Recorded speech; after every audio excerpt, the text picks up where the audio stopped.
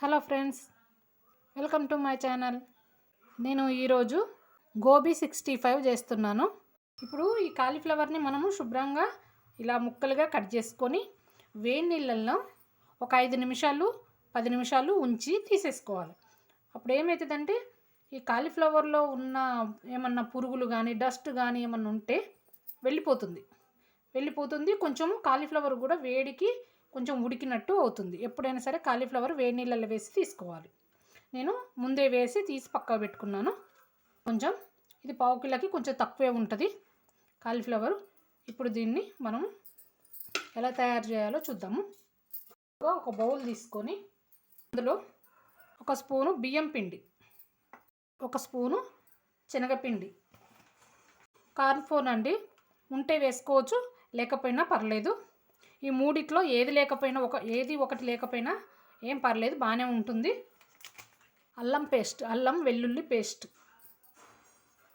ఉప్పు రుచికి సరిపోను, కొంచెం కారం, అలాగే గరం మసాలా. ఇలా మొత్తము ఇలా కలిపేసుకోవాలి. ఫస్ట్ వేసి మనం బజ్జీ పిండి ఎలా కలుపుకుంటామో బజ్జీ పిండిలాగా కలిపేసుకోవాలి. పేస్ట్ లాగా అయ్యేదాకా ఇలా కలిపేసుకుందాం. కొత్తిమీర ఇలా సన్నగా తరుగుకోవాలి. ఇలా కలిపేసి ఒక 5 నిమిషాలు ఇలా ఉంచేద్దాము. కొంచెం కలర్ఫుల్గా కనపడడం కోసం కొంచెం చిటికెడంతా ఫుడ్ కలర్ తీసుకున్నాను. మనం బయట చేసుకుంటే వాళ్ళు అన్నీ రకరకాలుగా ఏ నూనెలో వేస్తారో ఏమేస్తారో మనకు తెలియదు కదా. పిల్లలు స్నాక్, మనకైనా స్నాక్ చల్లని వాతావరణంలో కొంచెం ఈవినింగ్ టైంలలో ఎవరన్నా వచ్చినప్పుడు స్నాక్ లాగా ఉంటే ఇంట్లో ఉన్న వస్తువులతో చేసుకోవచ్చు.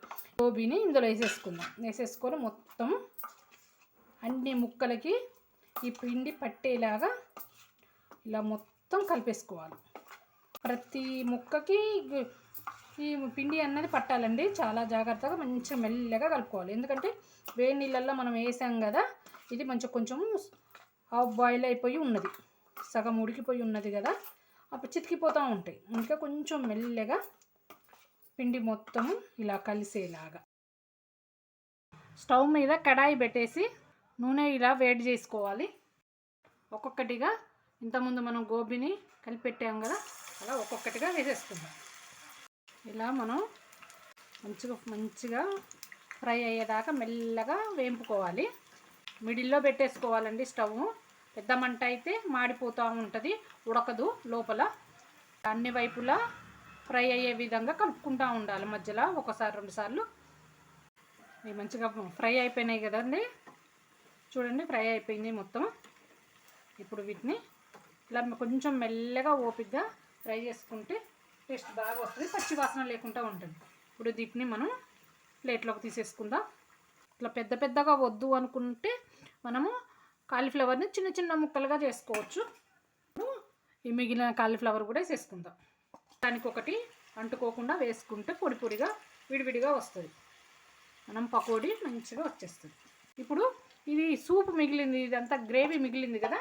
ఇప్పుడు ఈ గ్రేవీలోకి మనము పల్లీలు ఇవి ఉన్నాయి కదా, కరివేపాకు, మిర్చి, ఇవి ఇందులో వేసేసుకొని కలిపేసుకుని క్యాబేజీ ఫ్రై అయిపోయాక వీటిని కూడా మనం కలిపేసింది ఫ్రై చేసేసుకుంటే ఇవి బాగా టేస్ట్గా ఉంటాయి. ఇలా కలిపేసేసుకుందాం.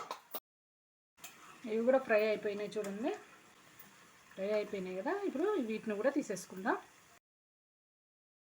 ముందు కలిపి పెట్టుకున్నాం కదా చూడండి, పల్లీలు, మిర్చి, కరివేపాకు, వీటిని మనం నూనెలో వేసేసుకుందాం. కొంచెం మెల్లగా అండి, కరివేపాకు ఉంటుంది కదా చిట్లుతూ ఉంటుంది.